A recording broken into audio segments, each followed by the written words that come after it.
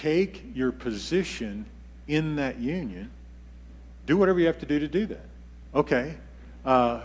Lord, I lift to you the feelings of disconnection and stupidity that are plaguing me right now, and I'm going to just take one little step forward to agree with you that I'm in union with you. It could be just as simple as that.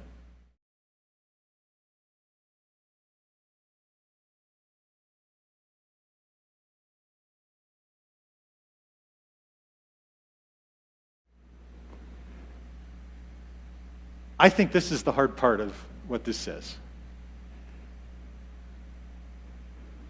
Then you can ask whatever you desire. There's a relationship there that the Passion brings out. It's that if you live in this life union, then you can ask whatever you desire. But we already, in the first step, just a minute ago, we already agreed as best as possible to believe that our union is real based on the words of Jesus. So you can't go back and disqualify what Jesus didn't qualify. Okay? You can't. Not if you're going to be true to what you just thought. And you just thought, you agreed with me, okay, I'm in union with Christ. However imperfectly, however I understand it, I'm in union with Christ. So I'm going to take my position in that union, and now I do not have the ability to edit what he said and make it qualified with the if, because we already agree the if's been fulfilled. So now we have to deal with, then you can ask whatever you desire, or ask whatever you wish, or ask whatever you wish. Do you understand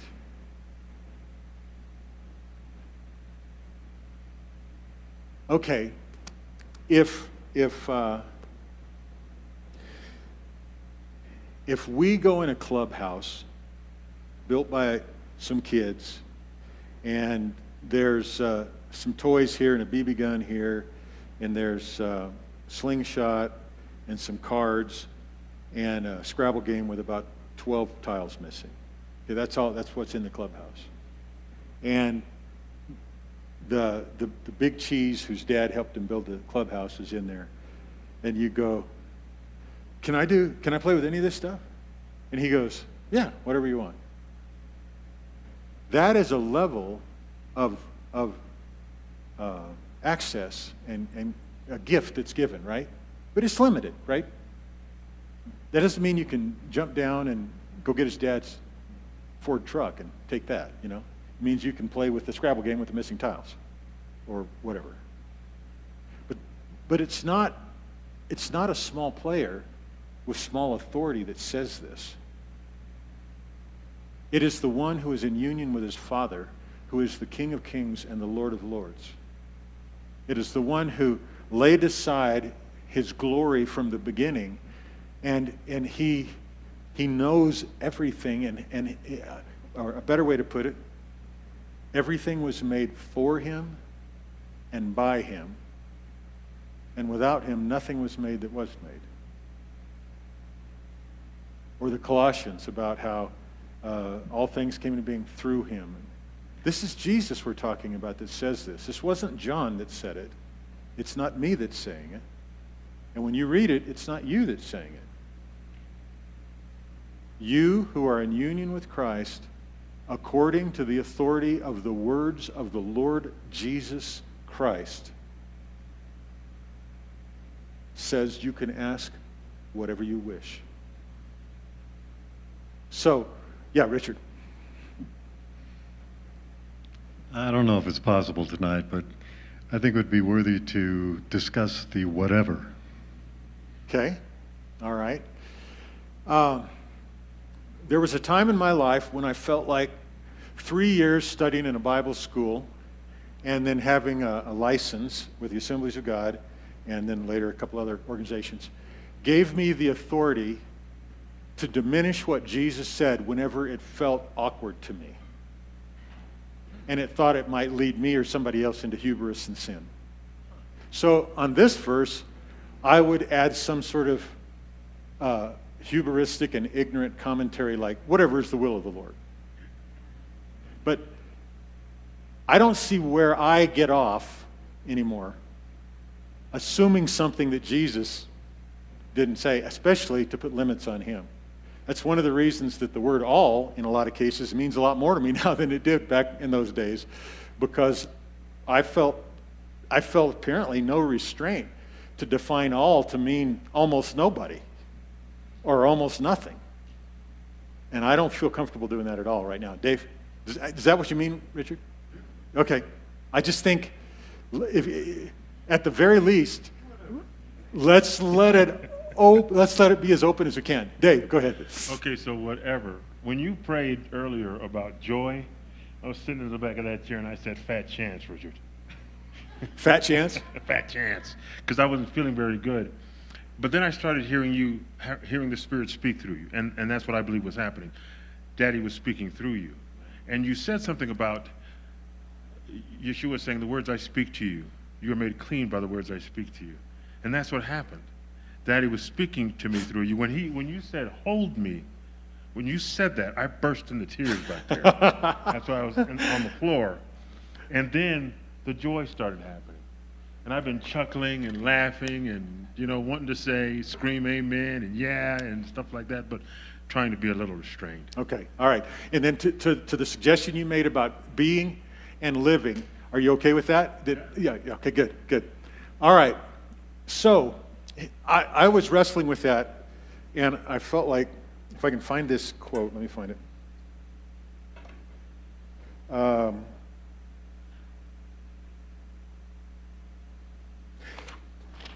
don't know that I'm going to be able to. So I'll just have to tell you by memory, because it's on this page someplace. Yeah, from my journal. Okay, so I was having trouble with the whatever. And I said, Lord, I know it's unqualified, but how do we wrap our hands around it? He said, okay, here's the thing. He said, I want you to do what you have to do to see yourself in union with me, to take your position in union with me. It's the first third. Yeah, we've done that. And then the next thing is, and I was doing this in relationship to praying for some people. Like I was doing it partly in relation to praying for you and partly, Dave, for praying for you. Because there's issues I know in the room and there's issues online. And the idea of asking whatever has an impact on these things. Huge. I finally was able to make contact with some people that are one step away from Ray. And Ray is having a very challenging time cognitively. And we're not yet able to go there. And Ray did have a visitor, a friend of his, and it turned into a kind of a hostile and aggressive, paranoid kind of thing. So the home was suggesting no more visitors, but I talked to his daughter today, and she is going to try to encourage them to let me come and visit him. And then we'll see where it goes from there. But Ray was also on my mind. And so I was thinking about, and I'm certain the Lord's going to give an opportunity to go be with Ray, to love on Ray, to minister to Ray. But the power of being able to go up there and ask whatever I desired, that was actually harder than thinking about union. Because what if I don't have the courage to ask something in the upper end of whatever? What if I don't? That reveals something in me. And so the Lord was so sweet. He said, Larry, and I think it might have been when I was with you, or it was Ray. Anyway, I just had one of you two in my mind. And he said, I just want you to stand there and find yourself in union, okay? And then I want you to look at Kristen. And I want you to just look at her until you see her in union with me too. Just get that first part down. So there's no doubt about that. And that can come pretty easy for me now. There's, no doubt. I look at you guys, if I pause just a few seconds on you, I can see you in union with Jesus. I can see that. Because I know parts of your story. It's not hard. And I can see me. I mean, when I was standing over there and saying, hold me, all of a sudden I got that electric thing going on. Yeah, and then to hear that, so I'm good with that. But now, to jump straight from there, even knowing my own union, into asking whatever for you, maybe I'll ask it for me. Who cares? I can survive one way or another. If it happens or doesn't happen the way I think it's going to happen, whatever. But and so all of a sudden, I was confronted with a pressure and taking responsibility for something that I have no possible way to actually produce by brute force. And the Lord said, no. He says, don't ask anything yet. Just look at them until you see me. And you see us in union. So I'm in union with you, and I'm in union with them. All right, so I could do that. So I did. I took some time. And I visualized some of you guys and Ray. And, okay, I can see that. I mean, it's easy for me to see that. I can see it in me, and I can see it in you. So now, there's two of us here, both of us in Jesus, in union with him. And then I started to formulate a whatever, and he goes, not yet. He goes, I want you to visualize the need as you understand it. You may not understand it all, but visualize the need as you understand it. And watch that need come in to the space between the two of you. Wow. So I thought of Ray's mental condition and the paranoia and the pain that's causing so many people and all that. But then I saw your situation, one of them. Because there was this settled, glorious revelation, really, that didn't require a huge imagination or anything, of your union. So that means Jesus was literally occupying the same space as you, and he's occupying the same space as me. And then when the thing that is coming against you, the need, or your need, Dave, for, change, well, it came in like a big ugly thing, but it just diminished, and it began to look transparent, like a vapor.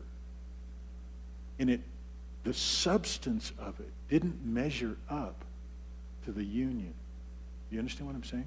So this is like the coaching that Jesus gave me. And then it wasn't even that big a thing to ask, whether it was healing or vindication in the job or whatever. Or I could see Ray having the glaze lift off his eyes. And it was weird because it produced faith in me. It didn't demand faith from me. Does that make sense? Yeah, that was pretty cool. Pretty cool. And that was just the Lord coaching me through that. He said, now you can ask whatever you will.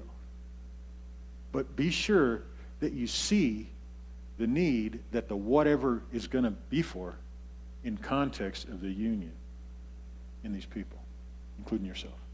So that was a big deal. That was a big deal. And that's one primary thing I wanted to share with us tonight is that little mechanical thing. And then it will be done for you. It will be done for you. And it will be done for you. Or the way David Bentley Hart puts it, and it will happen. Now, the deliverance that the pondering of this third section did for me was I was relieved. I mean, I love it, and I expect, to a degree, immediate healings or immediate miracles. But I no longer despise when it takes a little while. So Dave, back there, and this Dave, was in need of a job. And he was courageous and humble enough to share that with our Tuesday study a few weeks ago. And a couple weeks later, we got an announcement that he got the job. And his sharing opened the door for Christ and Vicky to give this goofball prophecy of him being a little kid playing Red Rover, or won't you come over, and busting through red tape, which is exactly what the issue was that was keeping him from the job. And so when that was announced last week, we were all pretty happy in the room. And so is there less joy in the fact that it took a couple weeks? No. And it'll happen. So now, okay, so then I realized, okay, I can be faithful to the first part because of what you said. And you showed me a way to work out my anxiety about asking the whatever. But, and it wasn't even hard once I saw you, and it related back to the fact that, well, you're in your Father, and you're in me, and I'm in you, so there's something about the relationship with you and your Father that I can measure the relationship of you and me and you in. You know, it all worked together. Now, there is a sense, because this is where I stumbled before, because you pray for a couple things that don't happen, and then all of a sudden, you don't know if you can pray for the next one. But, and it shall happen for you. It will be done for you. It will be done. So the answer is, position ourselves in our union. Okay? You know how to do that. Ask whatever we desire and do whatever is necessary in that union to allow the whatever to not be overwhelming. See it as something that obviously is capable of being done between two people, both of whom are fully in union with Christ, who is also in them and in the Father. Really. I mean, that arrangement between the Father and the Son is what everything came from when there was nothing. Okay? And then here's the easy one. Watch for it to come. I can do that. I know that feels important to me. I want to cry. I can do that. I can watch for it to come. I don't have to put myself under judgment that it has to come in 30 seconds or it's somehow diminished. I don't have to stop watching if I have to go to bed at night. I don't even have to feel guilty about what I'm saying right now, possibly sowing seeds of unbelief that might make it not happen. And I've spent a lot of time doing that in my life. Nor am I tempted to say with enthusiasm at a level that I don't feel something I don't actually believe. Because I now do believe all these things. I do believe we're in union with Christ. And I do believe that union dwarfs any need that produces a whatever. And I can watch. I can watch. So, does that make sense? Okay.